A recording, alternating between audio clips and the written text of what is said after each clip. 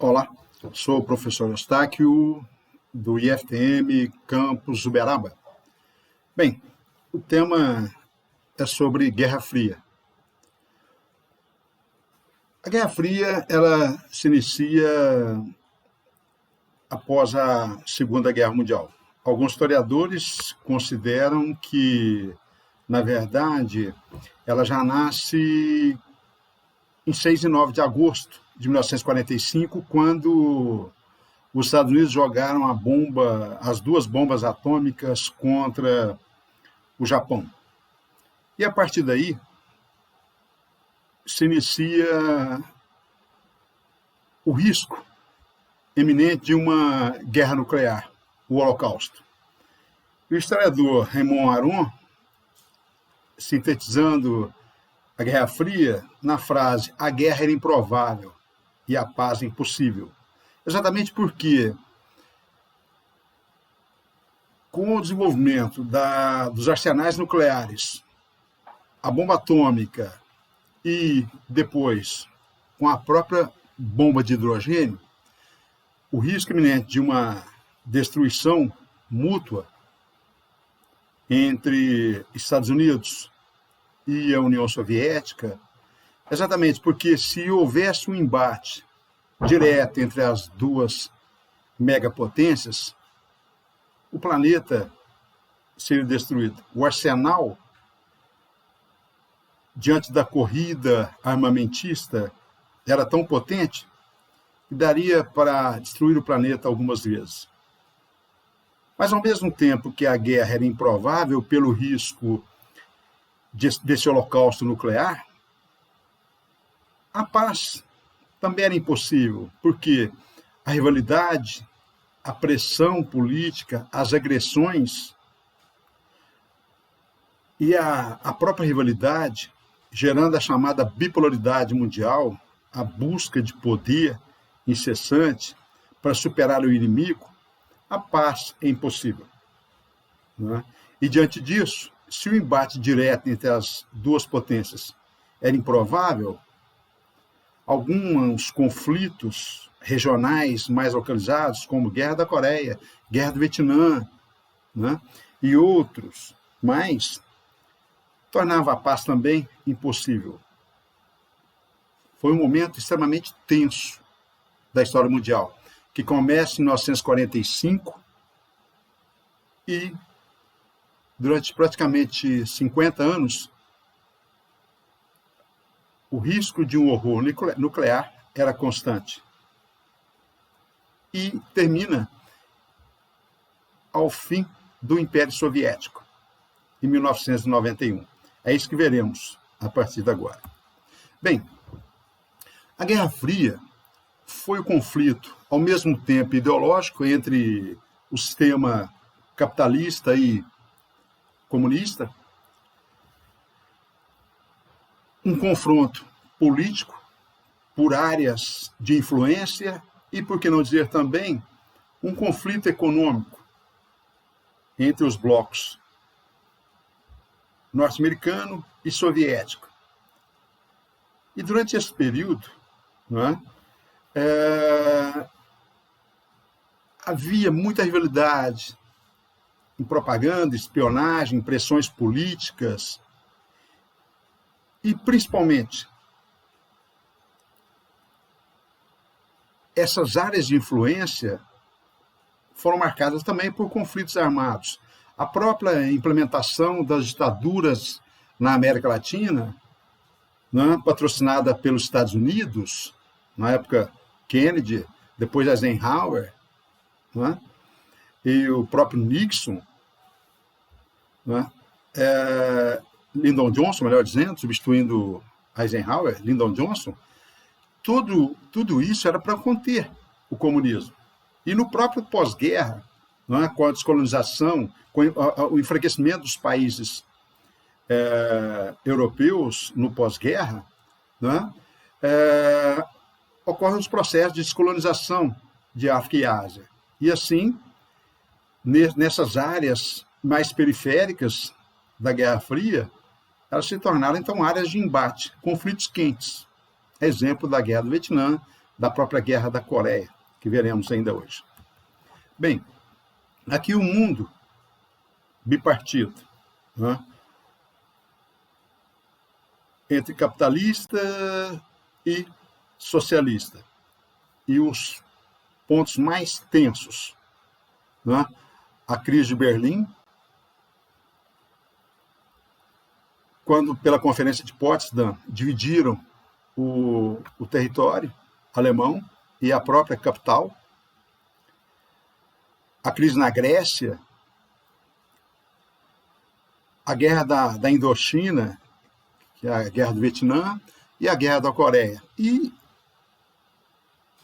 a crise dos mísseis em Cuba, em 1962, quando teve o momento mais tenso e de maior risco de uma terceira guerra mundial.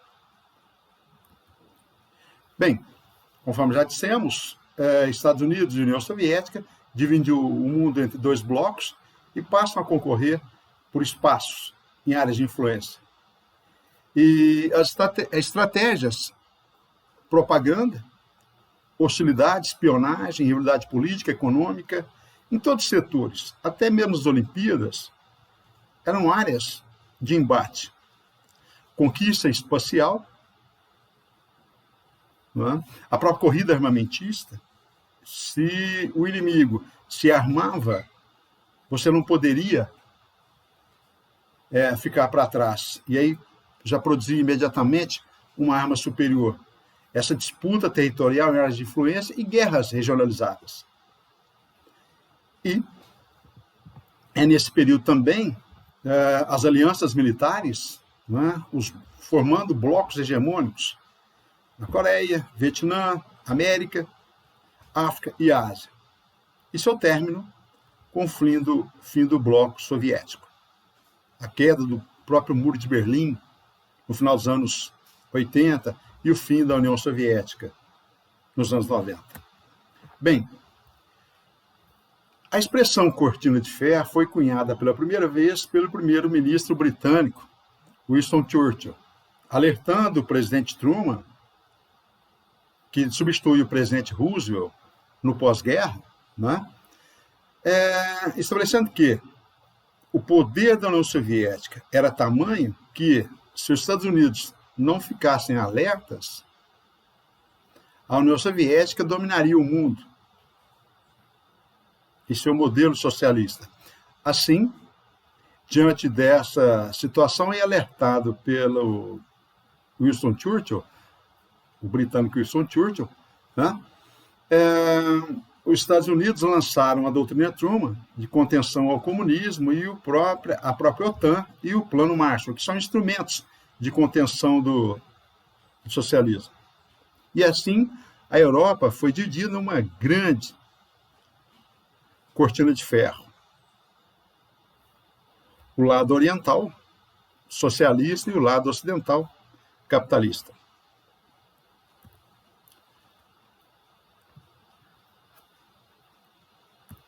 Bem, quais os instrumentos da política externa norte-americana para conter o socialismo? Assim, em 1947, o presidente Harry Truman lança uma política de apoio militar, estratégico e suprimentos aos países capitalistas da Europa, exatamente com o objetivo de conter a expansão e o domínio soviético. E como instrumento dessa doutrina Truman, George Marshall, um herói de guerra, o general George Marshall, lança o Plano Marshall. E aí, como atrair os países europeus para a área de influência dos Estados Unidos? Investimento econômico. E assim, milhões de dólares foram investidos nesses países da Europa Ocidental e do próprio Japão, para a reconstrução desses países do pós-guerra, geração de emprego, desenvolvimento econômico e, diante disso, estabelecer um marco territorial como área de influência. Assim, os países que aderissem ao bloco norte-americano na Guerra Fria e afastassem a influência socialista, soviética, receberiam investimentos, principalmente para a reconstrução desses países destruídos no pós-guerra. Bem, e como objetivo final, o crescimento econômico, a reconstrução da Europa, abriria também mercados para a própria indústria estadunidense. Outro instrumento importantíssimo dessa doutrina Truman, a OTAN, a Aliança Político-Militar, criando um guarda-chuva para proteger os aliados Estados Unidos, mais o Canadá, exatamente com o objetivo de proteger a Europa Ocidental contra os ataques, ou possíveis ataques da União Soviética. E outro órgão extremamente importante, a CIA, a Agência Central de Inteligência, uma agência de espionagem, né, para investigar e espionar a KGB, o equivalente soviético. Os agentes secretos estão retratados nos filmes da Guerra Fria. Bem, a União Soviética também não ficaria para trás. Assim, o equivalente ao plano Marshall, só que com menos dinheiro, o Comecon, o Conselho para Assistência Econômica Mútua. Esse Comecon, com o objetivo também de auxiliar economicamente os países de economia planificada, ou seja, os países socialistas, aliados da União Soviética. O equivalente soviético para rivalizar com a OTAN, o Pacto de Varsóvia, criado em 1955. E qual o objetivo disso? Proteger e estabelecer uma grande aliança entre os países do bloco socialista para combater possíveis agressões da OTAN. Né? E com o fim da Guerra Fria e da própria União Soviética, esse Pacto de Varsóvia foi extinto. Enquanto que a OTAN, o equivalente capitalista, ainda existe até hoje. O Cominform, o Comitê de Informação, a ideia qual seria desse comitê? Organizar e gerir, estabelecendo um intercâmbio político para coordenar as ações de todos os partidos comunistas, não só europeus, mas também do mundo. Não é? Todos os países em que existisse o Partido Comunista, seja na clandestinidade ou na legalidade, faziam intercâmbio e trocando informações em tempos de Guerra Fria com a gestão de Moscou. E a KGB, o Comitê de Segurança de Estado, que é a agência de espionagem, que é o equivalente à CIA.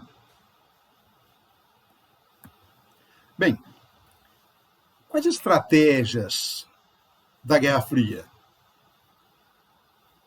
Muita propaganda, demonstração de força, rivalidades em todos os setores, seja no esporte, seja na corrida espacial ou na corrida armamentista. O importante era demonstrar o seu poder, demonstrar a sua força. Outra estratégia importante é estabelecer auxílios econômicos, a exemplo do Plano Marshall, do Comecon, e alianças militares, a exemplo do Pacto de Varsóvia, do lado soviético, da OTAN, né? Do lado norte-americano. Intervenções armadas na Guerra da Coreia, de 1950 a 53, a própria Guerra do Vietnã, né? Principalmente nos anos 60, é o momento mais tenso, né, da Guerra Fria, os conflitos de descolonização na África e Ásia e a implantação das ditaduras na América Latina, patrocinado pelos Estados Unidos, para conter o avanço do comunismo, né? E, nessa guerra de propaganda, era importante desmoralizar o inimigo. E Hollywood e os próprios gibis, né, principalmente da Marvel, serviam a esses interesses. Bem, aqui algumas imagens, né, as próprias Olimpíadas, né? Em Moscou, 1980, as Olimpíadas de Moscou, na União Soviética, elas foram boicotadas pelos Estados Unidos. Em resposta, em 1984, em Los Angeles, a União Soviética não compareceu aos Jogos Olímpicos nos Estados Unidos. Outro ponto de embate importante, Yuri Gagarin, o astronauta soviético, o homem que fez o primeiro voo orbital sobre a Terra, e o Neil Armstrong, o primeiro homem a pisar na Lua, em 1969. Outro instrumento, Hollywood, né, com Ivan Drago, né, na luta de boxe entre União Soviética e Estados Unidos. E o próprio 007. Bem, aqui, o ponto mais importante e nevrálgico, a corrida armamentista. Tá? O importante é demonstrar força, é demonstrar superioridade sobre o inimigo. Bem, nessa corrida espacial, a União Soviética sai na frente e lança as naves Sputnik, a bordo uma cadelinha, a Laika. Ela foi mandada para o espaço, mas ela não sobrevive. Em 1961, depois desse experimento, já uma nave mais moderna, mais avançada, essa já tripulada por um homem, a Vostok, e essa consegue ir ao espaço, fazer um voo orbital e retornar. E diante disso, o presidente John Kennedy, que saía atrasado na corrida espacial, cria a NASA, a Agência Espacial Norte-Americana, no início dos anos 60, em Houston. E, a partir daí, em 1969, depois de vários experimentos, eles conseguem lançar a Apollo 11, a nave que consegue, com sucesso, pousar na Lua. Né? Armstrong e Aldrin são os primeiros a caminhar sobre o satélite. Bem, outro ponto importante, a divisão da Alemanha. Pela Conferência de Potsdam, exatamente em 1945, nos arredores de Berlim, os grandes vencedores, Estados Unidos, União Soviética,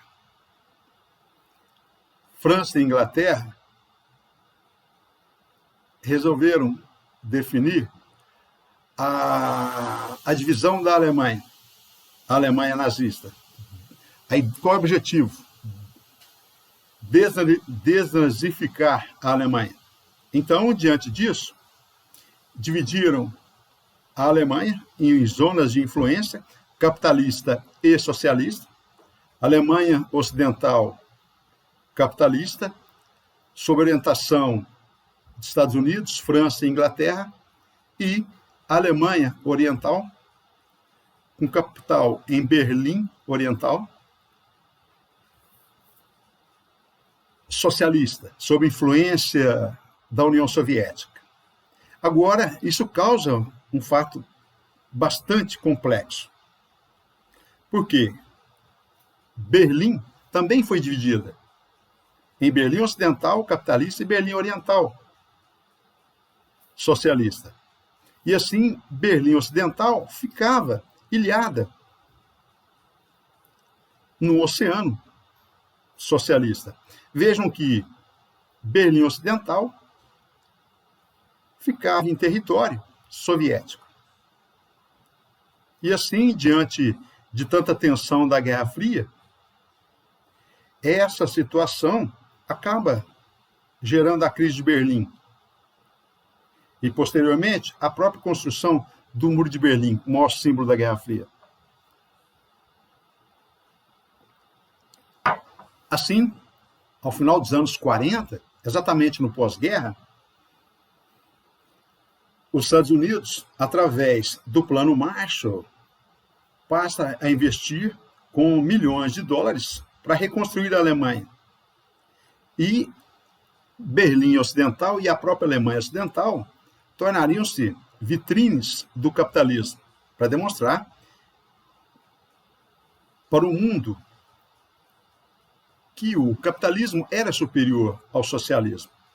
E assim, diante desses investimentos para reconstruir a Alemanha, os soviéticos não aceitaram a passagem dos veículos norte-americanos e da Alemanha Ocidental para abastecer Berlim Ocidental. E diante disso, por determinação dos soviéticos e dos alemães orientais, os caminhões que abasteciam Berlim Ocidental foram bloqueados. E assim os Estados Unidos lançam uma das maiores operações para abastecer Berlim Ocidental, a chamada maior ponte aérea da história. E diante disso, diante da impossibilidade de manter o embargo, porque se o abastecimento via terrestre, seja por ferrovia ou rodovias, ficava impedido, os norte-americanos, então, estabeleceram o abastecimento via aérea, né? Com centenas de aviões abastecendo Berlim Ocidental. Diante dessa situação, impossibilitado de manter o bloqueio, a União Soviética suspende o bloqueio. Bem, os milhões de dólares do Plano Marshall para reconstruir Berlim e a própria Alemanha, e na construção civil, milhares de empregos eram gerados. Assim, para evitar a fuga de mão de obra especializada e o próprio esvaziamento de Berlim, saindo para trabalhar, de Berlim Oriental, saindo para trabalhar em Berlim Ocidental, os soviéticos e alemães orientais determinam a construção do Muro de Berlim. 45 quilômetros, com muros de 3 metros de altura, 300 torres de observações, né? Minas terrestres, cães, patrulhamento, torres de vigilância, para impedir fugas. E assim, Berlim foi dividida. Parentes que viviam em lados opostos da cidade não poderiam mais visitar sem autorização. Ninguém poderia sair ou entrar sem autorização dos governantes. Essa imbecilidade, ela durou até o final dos anos 80. E é o maior símbolo da Guerra Fria. Bem, nesses anos 50, diante do medo de um holocausto nuclear, de destruição do planeta, em 1945, os Estados Unidos lançaram uma bomba sobre o Japão. Em 1949, a União Soviética também desenvolveu a técnica para construir essa bomba. E assim, o mundo cada vez mais corria o risco iminente de uma guerra nuclear e a própria destruição mútua do planeta. E assim, o senador norte-americano Joseph McCarthy lançou um comitê dentro do Congresso norte-americano para investigar, para espionar atividades anti-americanas. tornou-se, então, uma histeria anticomunista. Muitos, dentro das universidades norte-americanas, até mesmo artistas, escritores, atores, diretores de cinema, foram investigados, e também políticos. E qualquer atividade de crítica aos Estados Unidos era taxado de comunista. Eram, então, investigados, presos e até executados. O próprio Charlie Chaplin, o grande ator, foi perseguido e exilado dos Estados Unidos, né? E o fato mais marcante foi a execução de 2 cientistas físicos nucleares, os judeus Ethel e Julius Rosenberg. Eles foram acusados de passarem as informações para a União Soviética construir a bomba atômica. E eles foram condenados à cadeira elétrica. O filho do casal depois conseguiu comprovar, após a morte, ele conseguiu comprovar a inocência dos pais. E diante dessa histeria anticomunista, dessa verdadeira caça às bruxas, quando milhares foram perseguidos, presos e mortos por esse macartismo, devido ao senador republicano Joseph McCarthy, com suas listas imensas de inimigos dos Estados Unidos, alguns acusados injustamente, e ele depois foi afastado, acusado de abuso, e aí ele teve o fim que merece, morreu abandonado e louco no hospício. Bem, outro ponto de tensão, já logo no início da Guerra Fria, a Guerra da Coreia. A Guerra da Coreia foi o primeiro conflito quente da Guerra Fria. E correu sério risco de uma guerra atômica, né? E só não ocorreu a guerra, os Estados Unidos só não jogaram a bomba atômica contra a Coreia do Norte, porque a União Soviética, em 1949, também desenvolveu sua bomba, né? O próprio general Douglas MacArthur queria utilizar, mas depois das informações de que a União Soviética também já teria a bomba e o risco de contra-ataque, diante dessa situação, e ainda bem que não foi utilizada, ainda bem para os coreanos. Bem, estabelece o quê? A localização da Coreia, ponto estratégico ao sul da China, em 1949, a China tornou-se comunista. E bem localizado estrategicamente entre o Mar do Japão, o Mar Amarelo e o Mar da China, um ponto estratégico entre as fronteiras da China e do Japão. Durante a Segunda Guerra Mundial, a Coreia, né, ela foi ocupada pelos japoneses, né, num processo de expansão do Império Japonês, após a chamada Revolução Meiji, que é o processo de industrialização japonês, né, o Japão passa e se torna uma potência mundial industrial e passa a anexar as regiões vizinhas, como aconteceu com a Indochina, né, ao sul da China, com o próprio Nordeste chinês, e a Coreia também foi ocupada pelo Japão.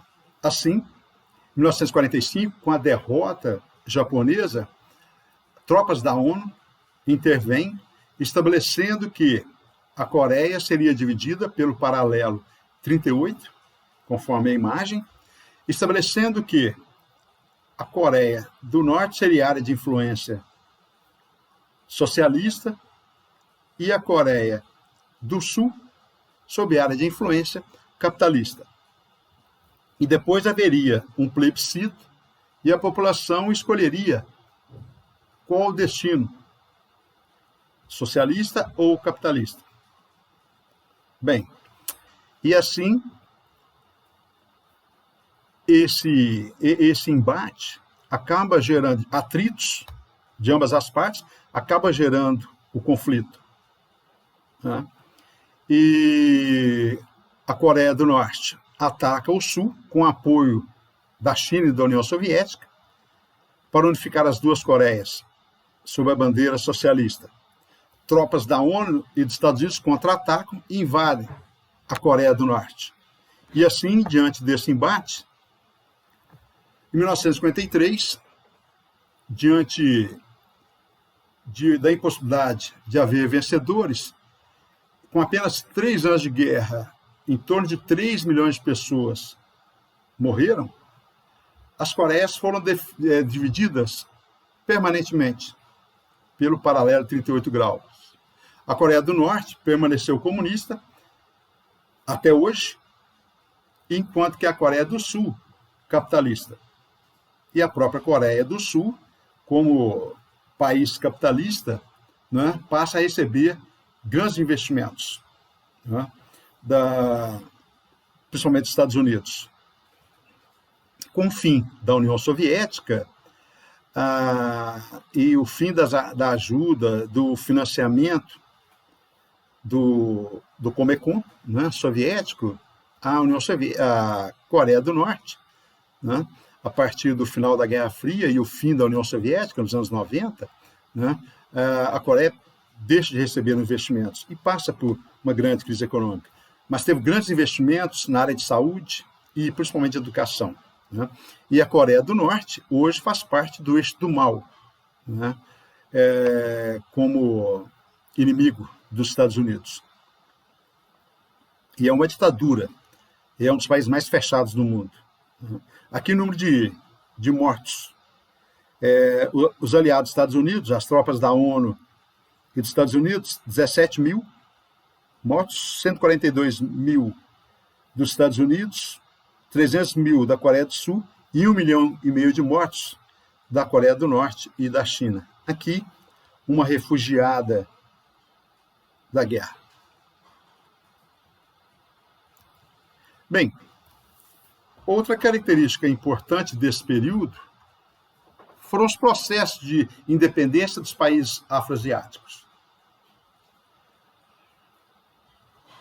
Durante o período da Belle Époque, durante o período de apogeu da Europa, né, durante a segunda fase da Revolução Industrial, Inglaterra, França, Bélgica, Alemanha, eles expandiram suas fronteiras e exerceram o imperialismo chamado neocolonialismo. Pela Conferência de Berlim, dividiram entre áreas de influência os continentes africano e asiático, para atender às ambições imperialistas do neocolonialismo. Assim, no pós-guerra, com o declínio dos países europeus, não é? Com a decadência da Europa e o fortalecimento dos Estados Unidos e União Soviética, por determinação da Carta de São Francisco, a Carta da ONU, estabelecendo que todos os povos têm direito à sua independência, à chamada autodeterminação dos povos, que nenhum povo seria subjugado. E assim, é nesse momento também que cresce o nacionalismo, tanto na Ásia quanto na África. E diante dessa questão, o sentimento nacionalista de busca de independência. Diante disso, é a chamada descolonização dos países afroasiáticos. O pan-africanismo do queniano Jomo Kenyatta e do egípcio, o pan-arabismo do Gamal Abdel Nasser. É nesse período, né, entre os anos 50, final dos anos 50, 60 e 70, praticamente todos os países africanos e asiáticos vão conquistar a sua independência. Em 1955, na Indonésia, reunidos esses líderes nacionalistas africanos e asiáticos, estabelece uma grande conferência, a famosa Conferência de Bandung, estabelecendo que nenhum país europeu ou norte-americano ou soviético iriam dominar esses territórios. E, diante disso, estabeleceram também um incentivo à descolonização, aos processos de independência e cooperação de ajuda mútua de desenvolvimento entre essas nações. Criou-se, então, o chamado terceiro mundismo, aqueles países que não seguiriam a órbita dos Estados Unidos e muito menos a órbita do segundo mundo, socialista soviético. Formou-se, então, o chamado terceiro mundo, aqueles que não se alinhariam politicamente na Guerra Fria. Assim, estabelece também o direito de autodeterminação dos povos, de luta pelo desenvolvimento, para tentar resolver os problemas de pobreza, criar cooperações para combater o colonialismo e o racismo, e, principalmente, promover a paz mundial. Bem, aqui, conforme dissemos, os países, aos poucos, né, nos anos 40, seja através de luta armada ou concessão, né, cada um foi buscando a sua independência.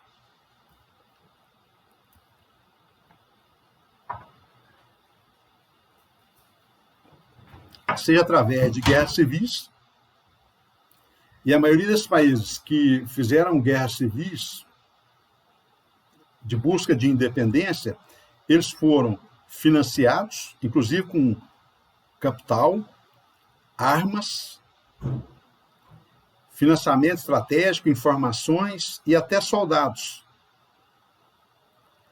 No contexto da Guerra Fria, guerras localizadas, patrocinadas por Estados Unidos e União Soviética, disputando áreas de influência. Assim, conflitos tribais, disputa de poder entre as elites locais, né? Embates importantes como Angola, Moçambique, né?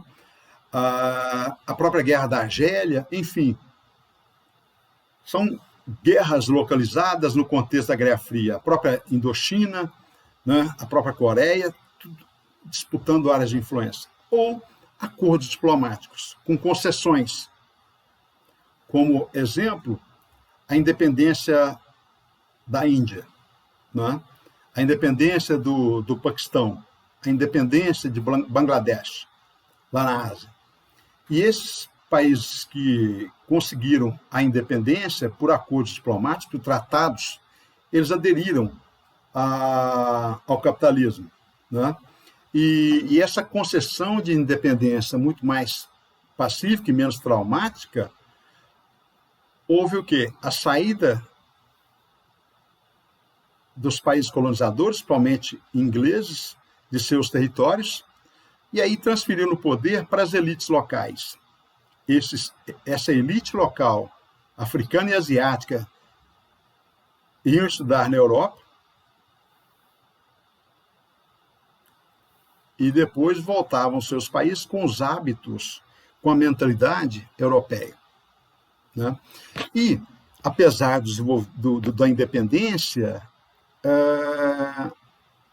o sonho de estabelecer uma soberania de desenvolvimento econômico, né?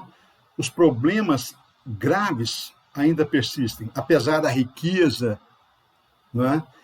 De petróleo, diamantes, apesar da riqueza na produção agrícola, os problemas socioeconômicos ainda persistem nos países independentes, da maioria de africanos e dos países africanos e asiáticos.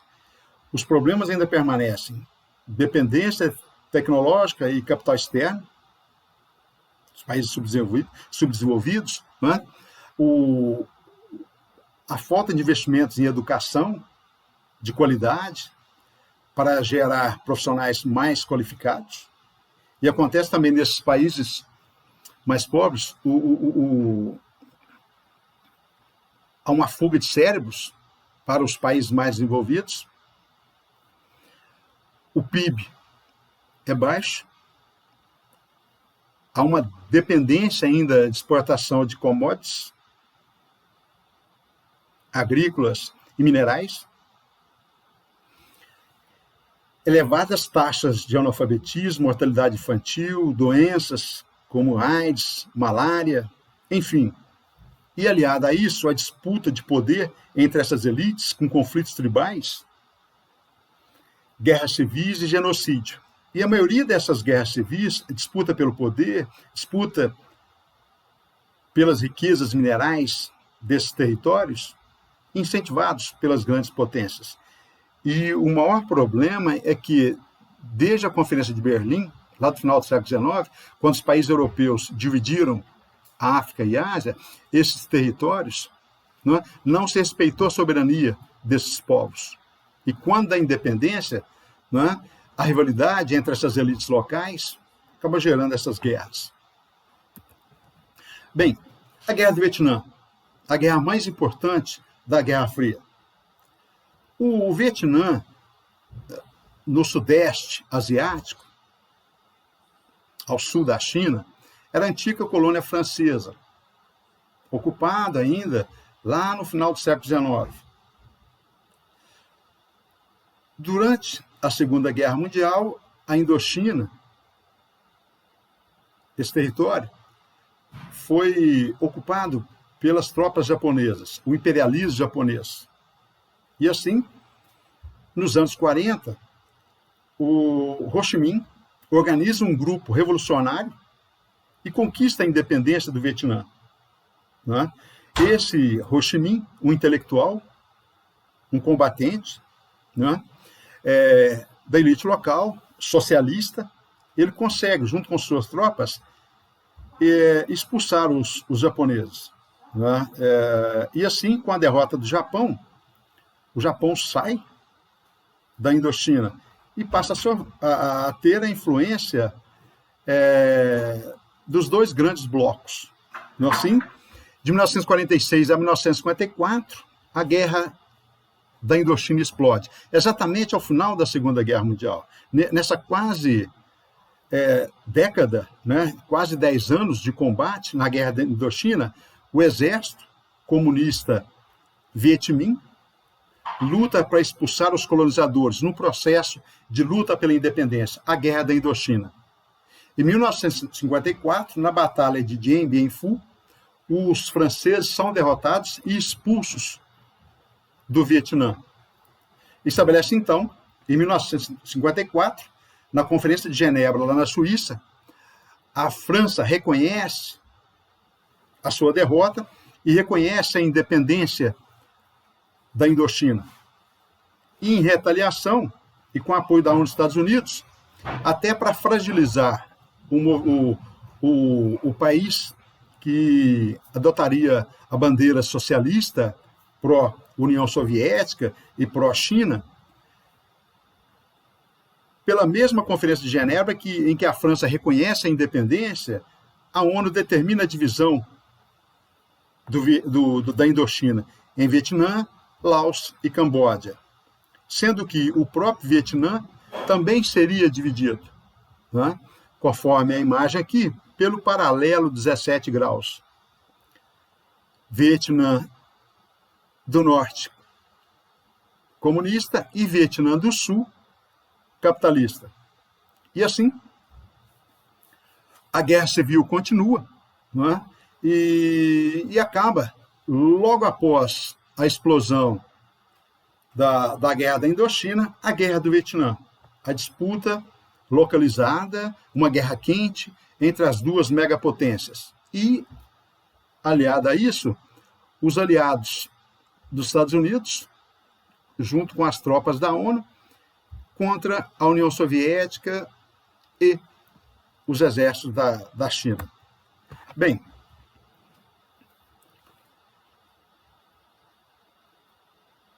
por determinação da ONU, da mesma forma que fez com a Coreia, a ONU dividiu o Vietnã, conforme dissemos, pelo paralelo 17 graus, haveria um plebiscito marcado para 1956, e assim a população iria escolher qual o regime adotar capitalismo ou comunismo. E assim que ocorre? O governante Jin Jiang, Ngo Jiang, ele cancela o plebiscito e dá um golpe de Estado e assume o poder. Então, exatamente, ele cancela o plebiscito, temendo a vitória do comunismo, e aí cancela o plebiscito.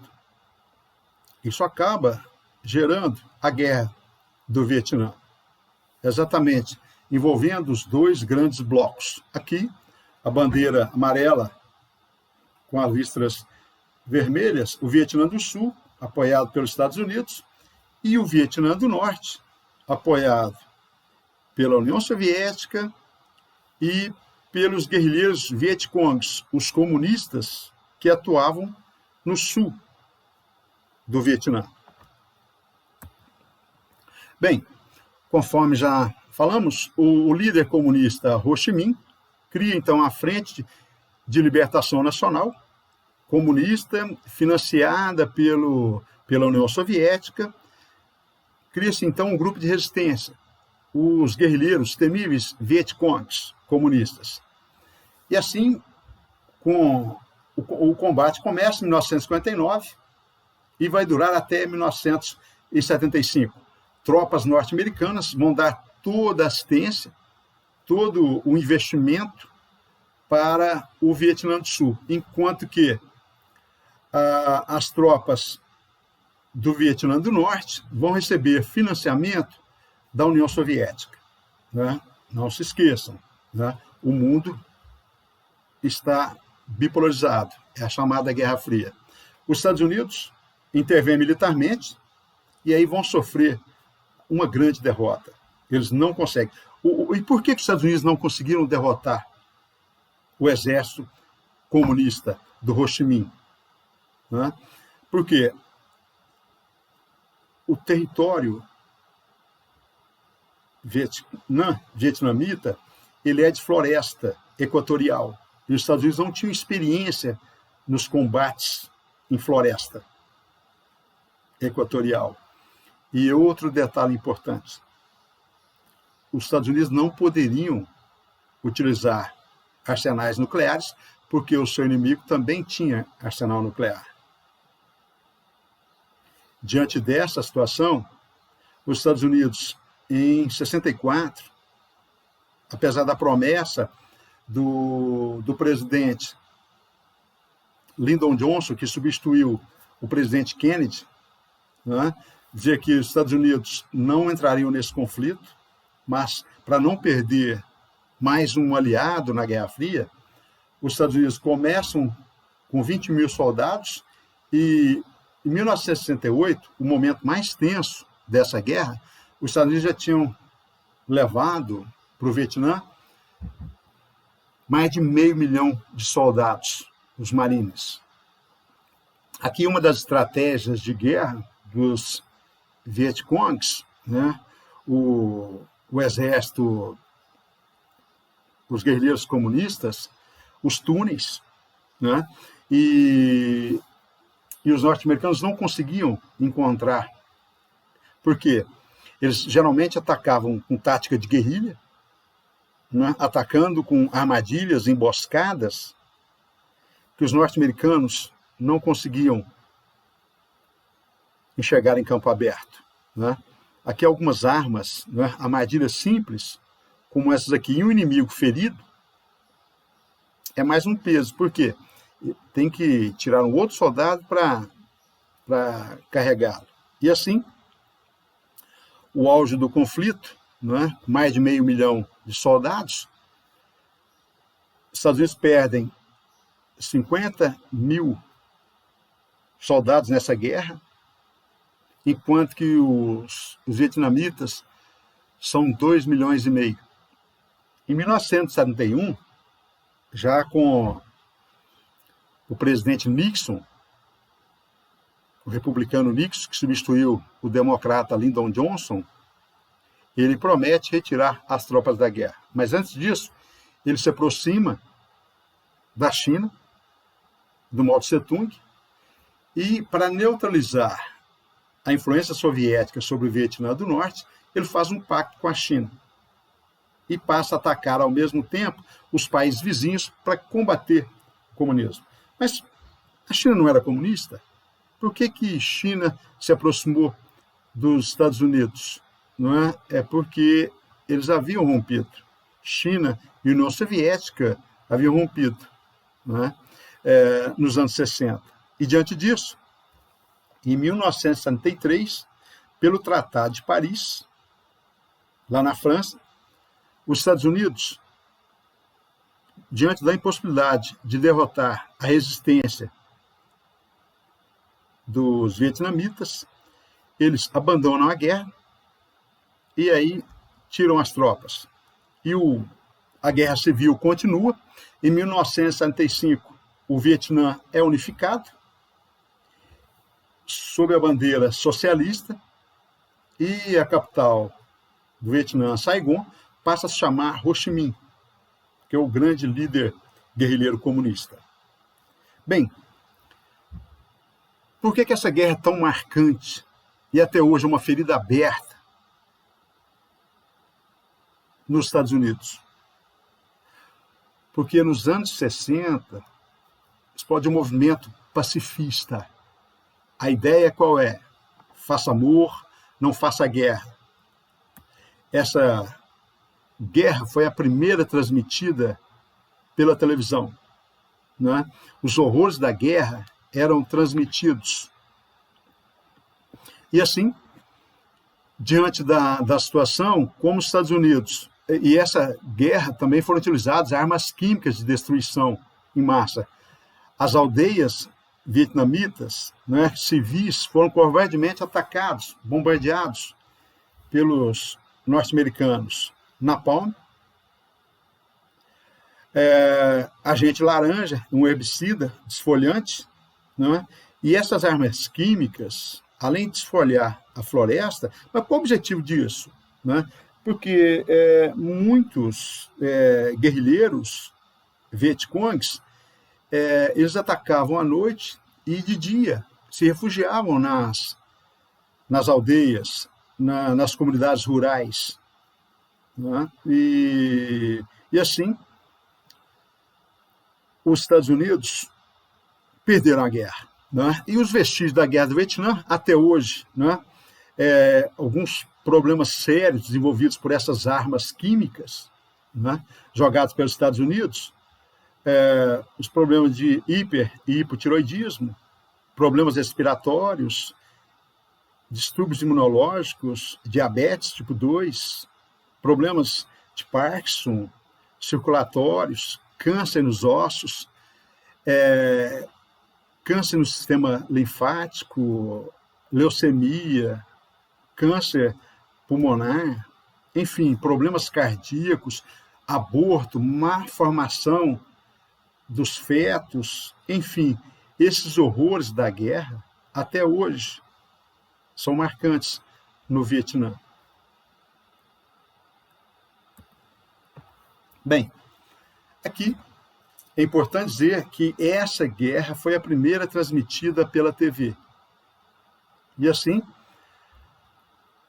os norte-americanos começaram a protestar, jovens, né? Passam a se recusar a ir para os combates. Né?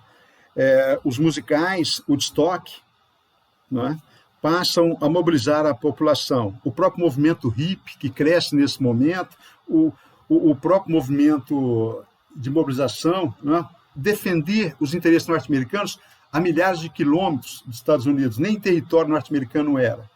E essa imagem que chega, o bombardeio, as cargas do Napalm, no vilarejo de Trang Bang, lá no Vietnã. E essa imagem foi eternizada quando essa criança, a menina Kim Phuc, fugia do vilarejo, né, junto com sua família, e o corpo em chamas. Né? E assim, todos esses movimentos pacifistas, até o próprio John Lennon e a Yoko Ono, né, passam a exigir o fim da guerra. Né? A ideia qual é agora? Faça amor, não faça a guerra. Paz e amor são tempos de liberdade. Assim, essa pressão da sociedade norte-americana, né, os Estados Unidos não tem como. E, diante dessa situação, eles assinam a paz e saem do Vietnã. Essa é a grande derrota dos Estados Unidos. Em 1959, ocorre outra derrota norte-americana, a Revolução Cubana. O jovem de classe média Fidel Castro, junto com o argentino Che Guevara, mais o Camilo Cienfuegos e Raul Castro, consegue, através de uma guerrilha, ocupar as terras de Sierra Maestra e ocupar o poder. Nesse golpe de Estado, né, Cuba se torna realmente independente. Mas antes disso, em 1898, Cuba ainda era uma colônia, foi a última colônia espanhola na América. E com o apoio dos Estados Unidos, Cuba conquista a independência. Em 1903, essa ajuda norte-americana vai ser extremamente cara para Cuba. Por quê? Os Estados Unidos lançam a emenda Platt. Eles criam uma emenda na Constituição cubana, estabelecendo que os Estados Unidos teriam o direito de intervir militarmente em Cuba, caso seus interesses sejam afetados. E determina também que Cuba seria área de influência dos Estados Unidos. Inclusive, a base militar de Guantánamo, em território cubano, até hoje pertence aos Estados Unidos. E assim, Cuba se torna um quintal dos interesses imperialistas norte-americanos. E, pelo mapa, percebe-se a proximidade entre Havana e Miami. Cuba, na verdade, era um sonho norte-americano de anexar esse território, essa paradisíaca ilha cubana do Caribe. Bem, assim os Estados Unidos manipulavam politicamente e economicamente Cuba. Em 1959, quem estava no poder era o ditador Fulgêncio Batista, um aliado dos Estados Unidos. Conforme já disse, os guerrilheiros Fidel, Camilo Cienfuegos, Raul Castro e o argentino Che Guevara dão um golpe de Estado e depõem o Fulgêncio Batista. Os Estados Unidos, então, estabelecem um embargo, porque até então, em 1959, Cuba não era, a Revolução Cubana não era socialista, era nacionalista. E eles passam, então, a nacionalizar as empresas norte-americanas. Diante disso, os Estados Unidos, sob a liderança do presidente John Kennedy, ordena a invasão da ilha, a invasão à Baía dos Porcos. Qual o objetivo dessa invasão norte-americana à ilha? Afastar do poder o Fidel Castro, o governante que havia nacionalizado as empresas norte-americanas. Diante disso, diante da Guerra Fria e dessa invasão norte-americana, Cuba torna-se um aliado da União Soviética. E assim, em 1962, ocorre o ponto de maior tensão da Guerra Fria, a crise dos mísseis. Nesse período, a União Soviética decide pela instalação de mísseis nucleares em Cuba, a poucos quilômetros dos Estados Unidos. Por que a União Soviética instalou mísseis nucleares em Cuba? Porque os Estados Unidos, através da OTAN, haviam colocado mísseis nucleares na Turquia, em territórios próximos da União Soviética. Os Estados Unidos, então, a partir daí, lançam um bloqueio naval sobre Cuba, né? E esse foi um momento de maior tensão, de ameaça nuclear. Por quê? O presidente John Kennedy ameaçou o governante soviético Nikita Khrushchev que se eles instalassem os mísseis nucleares, ou se não retirassem os mísseis nucleares, haveria uma guerra nuclear.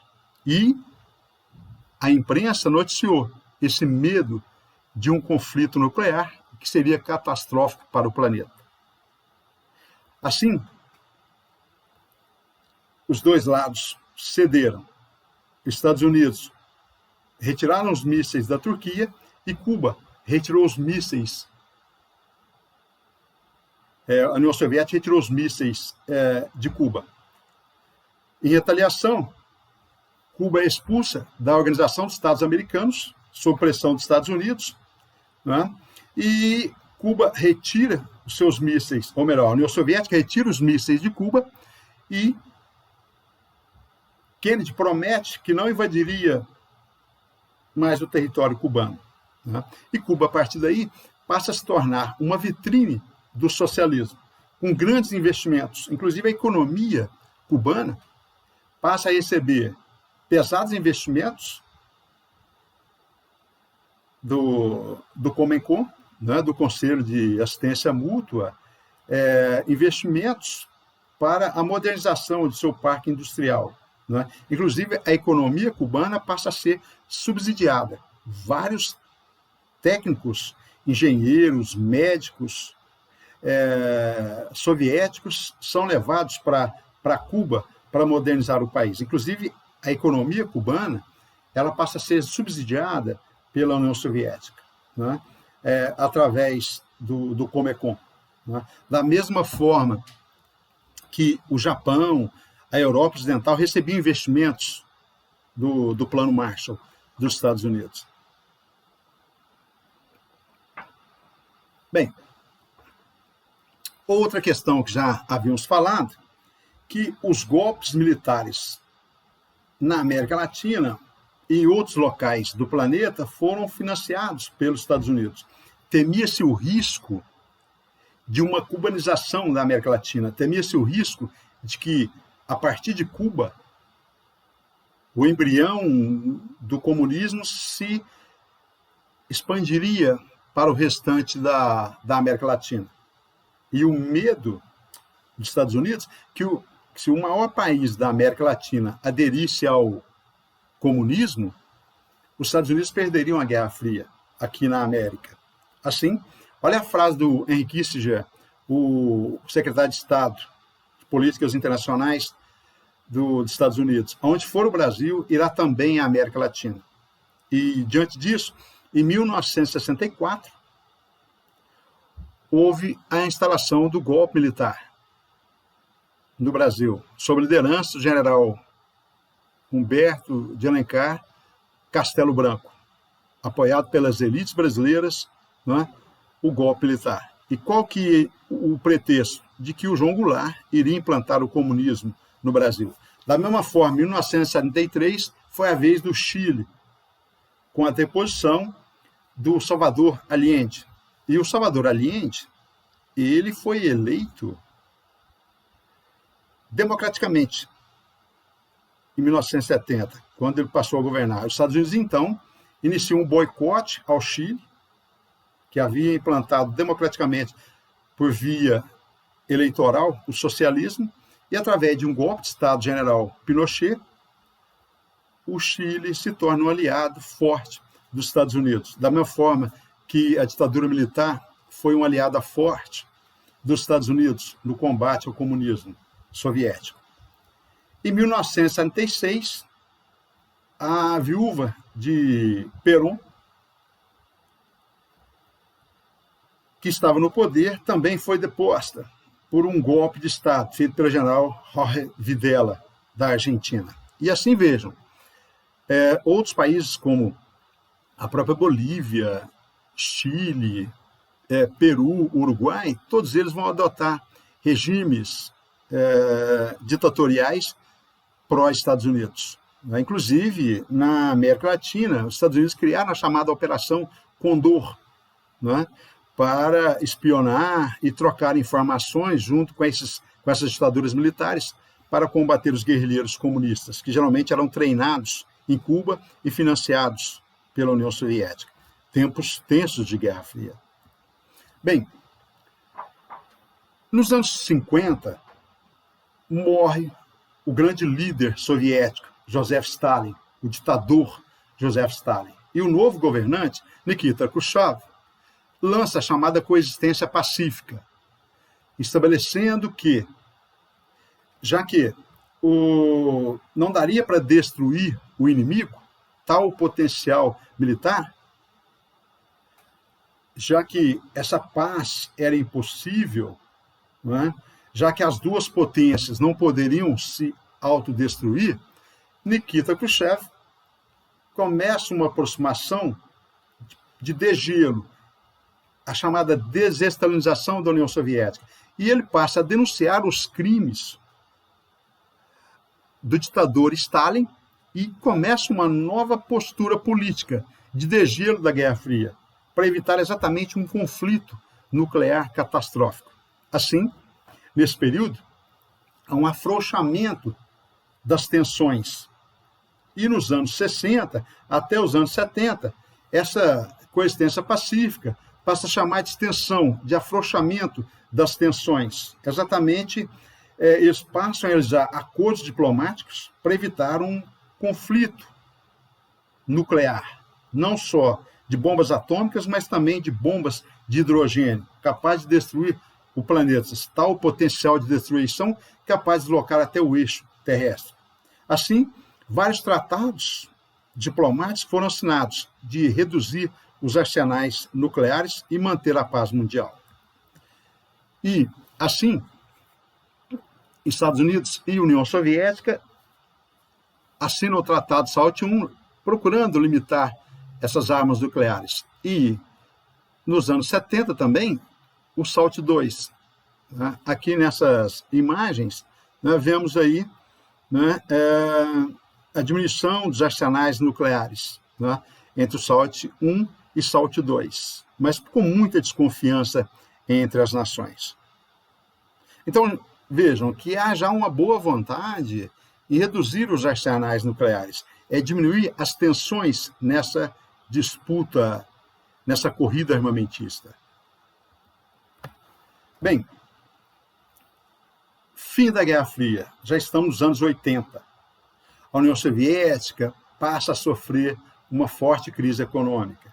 E, aliada a essa crise econômica, uma crise política e social. Ao mesmo tempo que ela produzia arsenais nucleares, ela começava a ter problemas.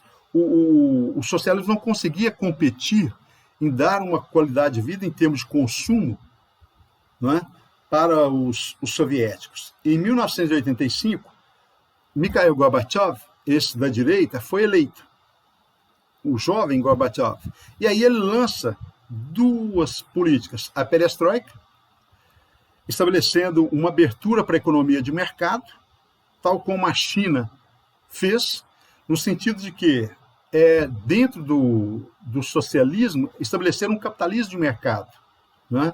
Até para impulsionar o desenvolvimento. E promete também a glasnost, a transparência política com abertura para a democracia nas ações governamentais e aproximação com os países do Ocidente. Né?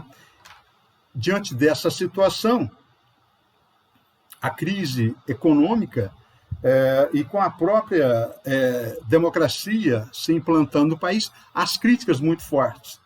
E assim, ele sofre um golpe de Estado, é o fim, em 1991, da União Soviética. Boris Yeltsin é o novo governante que assume a presidência do país, e no lugar da antiga União Soviética cria-se a CEI, a Comunidade dos Estados Independentes. E assim, nos anos 90, termina o Império Soviético e é o fim da Guerra Fria. E o fim do Bloco Soviético significa o quê? Que, aos poucos, um a um, esses países chamados satélites da União Soviética vão conquistando os seus processos de abertura política em pró-capitalismo. Né? Assim, praticamente todos esses países da cortina de ferro, do leste europeu, vão rompendo com essa cortina de ferro e com essa aproximação. Na verdade, não é o fim do Bloco Soviético. Faltava agora, não é, estabelecer a unificação da Alemanha. Em 1989, não é, ocorre depois de uma grande pressão sobre a Europa Oriental, né, o fim, a destruição do Muro de Berlim, que é o maior símbolo da Guerra Fria, construído em 61. Assim, depois da queda do Muro de Berlim, a Alemanha se reunifica sob a liderança do Helmut Kohl, o líder da Alemanha Ocidental. E a reunificação da Alemanha, né, estabelece o quê? A Alemanha Ocidental era muito mais desenvolvida do que a Alemanha Oriental Socialista. E os problemas, o custo para essa unificação foi extremamente caro para a Alemanha Ocidental, né? E o que era importante fazer? Estabelecer a toda a população do lado oriental o nível de vida, o poder de compra dos habitantes do lado ocidental. E isso acabou gerando uma certa crise econômica na Alemanha. E a Alemanha unificada, ela consegue superar essa crise e, a partir daí, a Alemanha consegue se reconstruir unificada, mas o que acontece? O lado oriental ainda é muito mais atrasado, mesmo com a primeira-ministra atual da Alemanha sendo do lado oriental, né, ainda os povos do lado oriental se sentem ainda como população de segunda classe, né, porque são mais pobres do que do lado ocidental. Bem, para terminar, a Guerra Fria nos gibis, assunto que eu gosto bastante, né?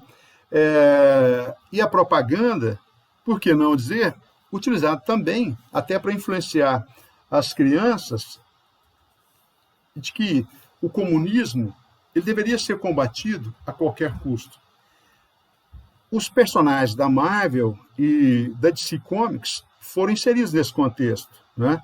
Toda essa produção cultural, seja na literatura, no cinema, né, nos próprios gibis, foram inseridos nesse contexto da Guerra Fria. Aqui os grandes nomes, Quarteto Fantástico, né, criado em 61, no momento tenso da Guerra Fria, né, o inimigo, né, no primeiro volume da revista, né, do Quarteto Fantástico, o inimigo, né, o Doutor Destino, ele era um homem de ferro, era um homem de lata, né? E esse homem de ferro, inimigo, né, era da Lativéria, que é a Letônia, um país do leste europeu, um país do bloco socialista. E como que eles se tornam assim com superpoderes? Porque eles fizeram uma viagem espacial, olha a corrida espacial, a conquista do espaço. E assim, eles sofrem uma radiação solar e voltam com poderes super fantásticos, né? O Incrível Hulk também é criado em 62, né, no período da crise dos mísseis. E quem é o Bruce Banner? É um cientista, é um físico nuclear que está trabalhando no laboratório e aí ele sofre uma explosão de raios gama da bomba atômica. E só que, em vez de morrer ou desenvolver o câncer, ele acaba adquirindo superpoderes, né? E assim, esse monstro, o Incrível Hulk, né, quando ele é contrariado, ele acaba, o pacífico Dr. Bruce Banner acaba se tornando o incrível, a besta, o Incrível Hulk. O Homem de Ferro, também criado nesse período, em 63, e sua origem se identifica com a Guerra do Vietnã. Tony Stark, o multimilionário produtor de armas, ele produz e vende armas para o exército dos Estados Unidos e contra os comunistas, né? E ele está, nessa época da Guerra do Vietnã, ele está no Vietnã. E aí, o que acontece? A indústria dele é bombardeada, os estilhaços dessa explosão jogado pelos guerrilheiros vietnamitas, comunistas, e aí o que acontece?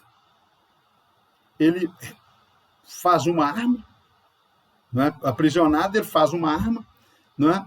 E aí ele consegue, com essa armadura de ferro, ele se torna um super-herói e consegue derrotar os comunistas no Vietnã. E aqui, para terminar, eu recomendo 5 bons filmes, excelentes filmes. O Doutor Fantástico é uma crítica bastante irônica sobre os riscos de uma guerra nuclear, quando um louco nazista é general dos Estados Unidos e ele tem o poder de apertar a bomba para destruir o planeta. Platoon, o melhor filme sobre a guerra do Vietnã, né? Mostra todos os horrores da guerra, um filme do Oliver Stone, brilhante cineasta. Outro filme extremamente interessante, Os 3 Dias que Abalaram o Mundo, estrelado pelo Kevin Costner, sobre a crise dos mísseis em Cuba, o momento mais tenso da Guerra Fria.